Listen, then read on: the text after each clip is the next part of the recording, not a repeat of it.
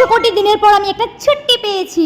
আমার ইউটিউব চ্যানেলে historical place নিয়ে যে ভিডিও বানাতাম সেরকম টাইপসের কিছু ভিডিও শুট করার জন্য আমি বেরিয়েছিলাম। তো ওই যে 365 দিন আমার শুকনো পোড়া কপাল, গেছিলাম কিছু, হয়েছে কিছু, আর হয়ে গেছে অন্য কিছু। এটা বলো তো আমার হিন্দি ভিডিও বেশি ভালো লাগে নাকি বাংলা ভিডিওগুলো? তো হাওড়ার মেট্রো স্টেশনগুলো কেমন যেন আমার জীবনের মতন ওলটপালট হয়ে গেছে। কিছুই বুঝতে পারছিলাম না, কিন্তু লোককে বোঝালে হবে না যে আমি কিছু বুঝতে পারছি। তা থেকে মেট্রোগুলো নাকি গঙ্গার নিচ দিয়ে যাবে। দুঃখের বিষয় এটাই, আমি কিছু বুঝতেই পারছিলাম না যেটা গঙ্গা নাকি অন্য কিছু। নীল নীল দেখছিলাম। এর থেকে আমার বাসা অনেক ভালো হতো।